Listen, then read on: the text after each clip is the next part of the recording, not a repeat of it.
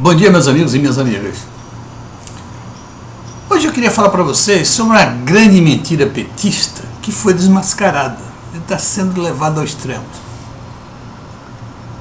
Claro, vocês já perceberam, todo mundo percebe, o PT, toda vez que é acusado de alguma coisa, ele procura algum parceiro, algum inimigo. O PSDB, o mais famoso é o PSDB, ele procura para dar um abraço de afogado. Abraço de afogados. O nosso amigo, o PT, no Mensalão, descobriu-se que Marco Valério, que foi o grande operador do Mensalão, tinha feito a mesma coisa para o Eduardo Azevedo, ex-governador de Minas Gerais. E aí, o PT encheu a boca e começou a falar por todos os cantos que a origem do Mensalão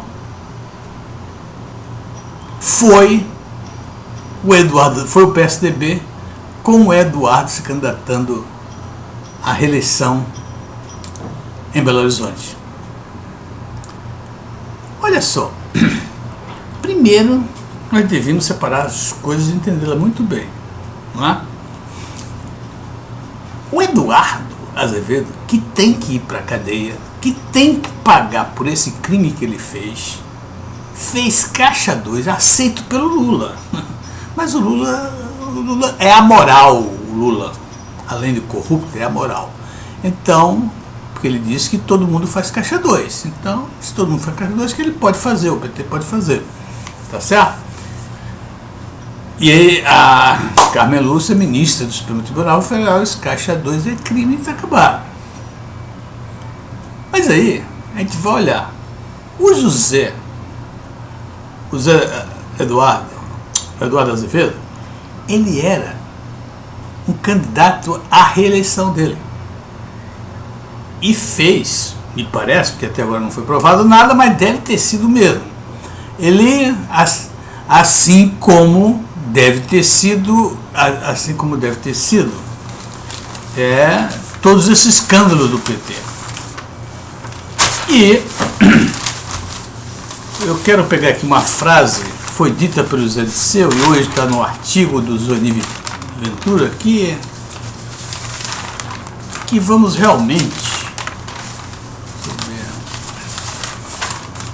que explica tudo isso aí.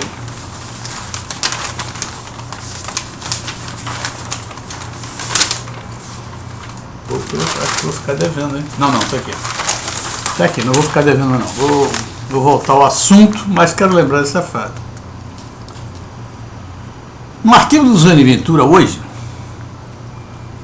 está dito lá: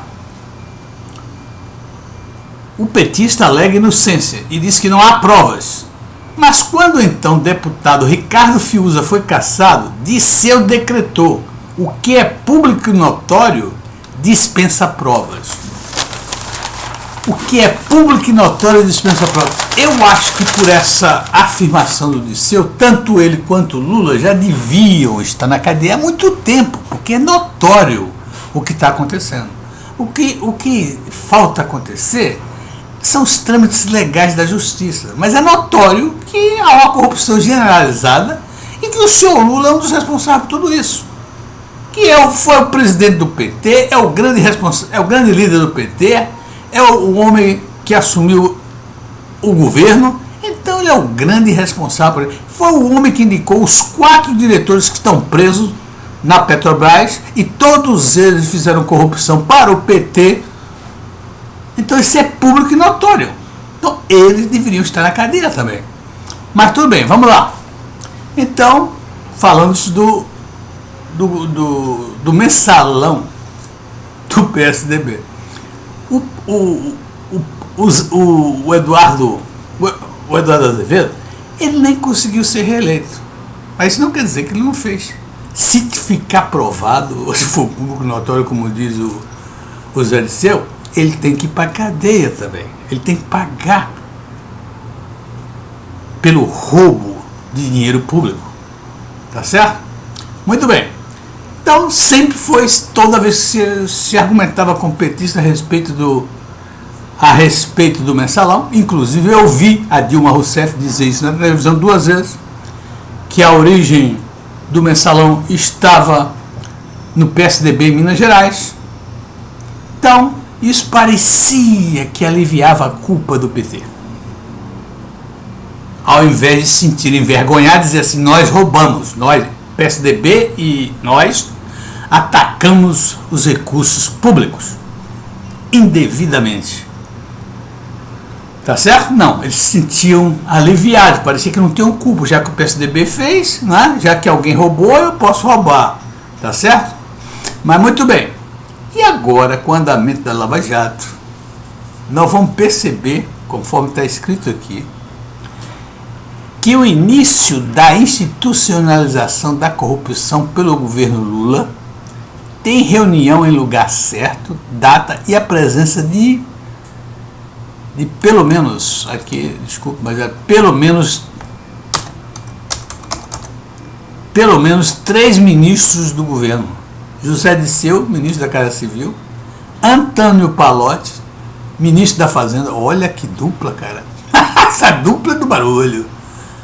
Aliás, Antônio Pallotti, que é também público e notório, que é um safado, não sei, ele não está aparecendo. Ele não foi ainda denunciado. O que está vendo? E Emílio Teixeira, ministro da Comunicação, e quem sabe o próprio presidente, não é dito, porque compareceram pelo menos 3 ministros do governo. E qual era o motivo da reunião? Decidir o apoio ao governo Lula. E tinham 2 opções. A primeira delas era um apoio direto através do parlamento, através do convencimento das propostas aos deputados e senadores. E a segunda era a proposta da compra simplesmente dos votos. Imagina quem foi que ganhou? Lógico, a segunda ganhou. E aí está o DNA nessa reunião da institucionalização da corrupção do governo Lula. Porque eu imagino que deve ser as frases. Nós temos que tirar dinheiro do governo para a gente conseguir aprovar os nossos grandes projetos. Como se o PT algum dia na vida teve algum projeto. Olha, a única coisa que o PT pode se vangloriar o tempo todo, e que é uma mentira enorme, é o problema de ter tirado os 32 milhões, segundo Dilma, 32 milhões da pobreza. Segundo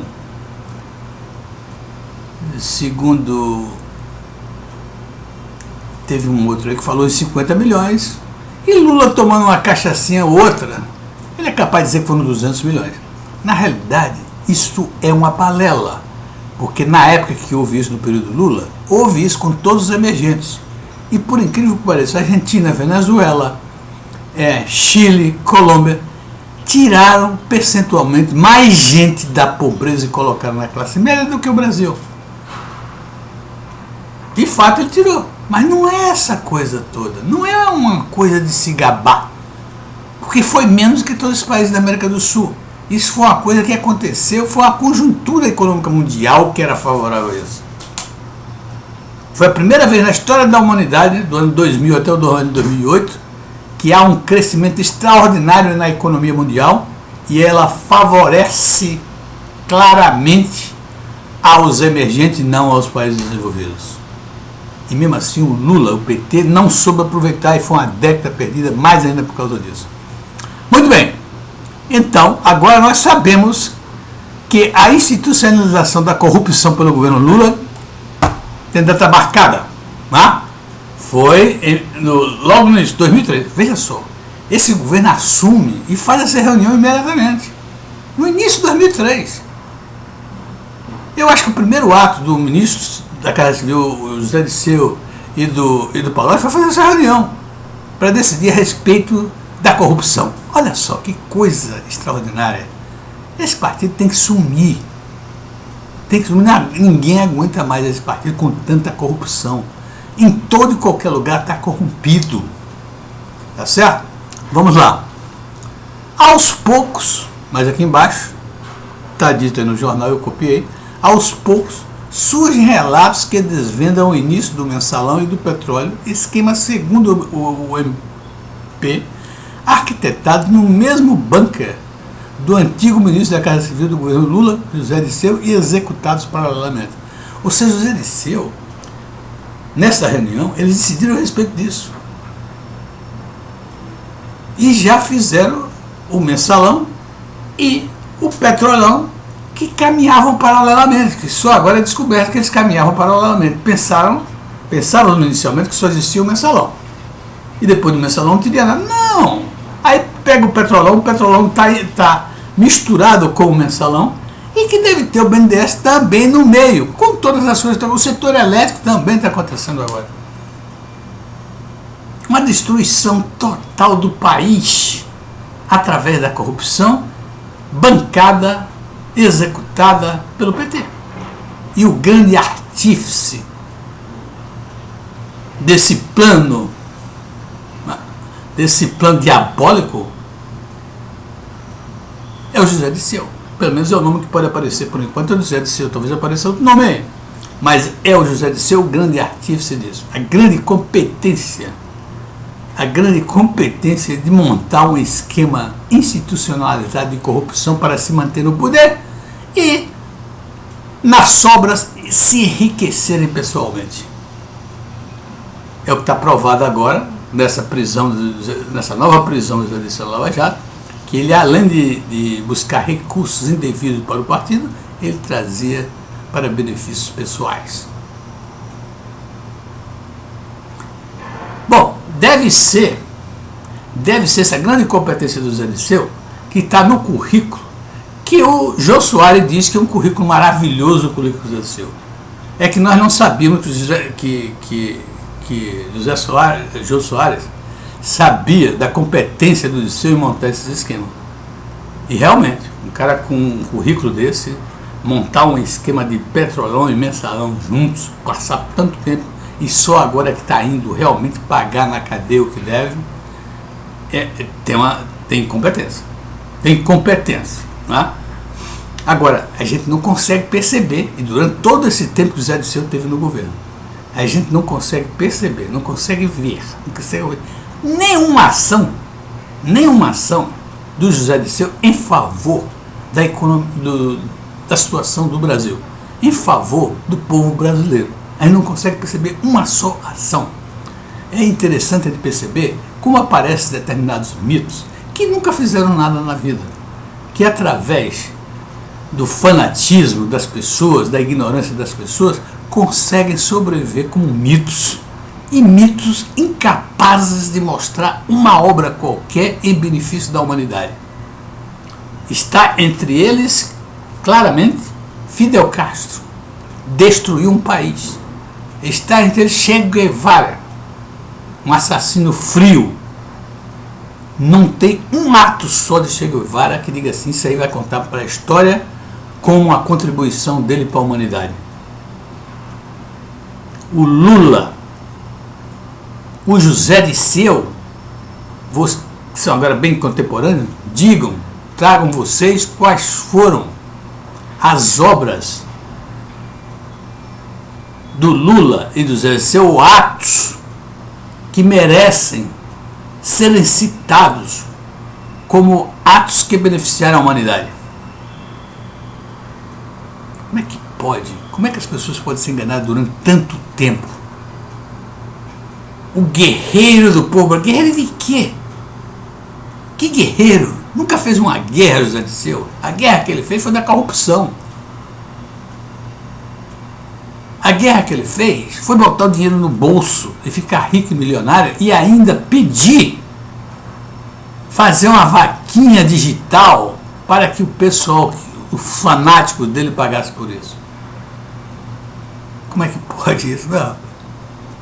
Eu acho. Bom, eu tenho a impressão que esse negócio está chegando ao fim e do jeito que vamos limpar tudo isso.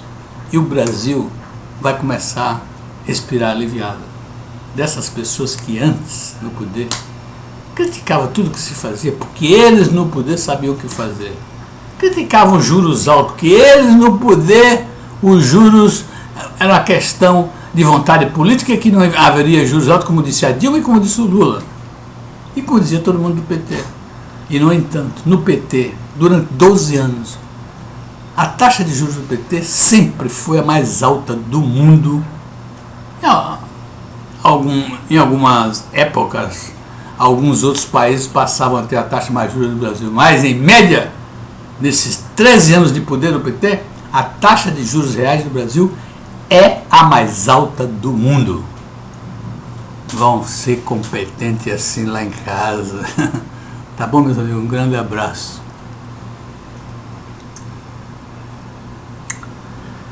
Ok, pessoal. Até a próxima.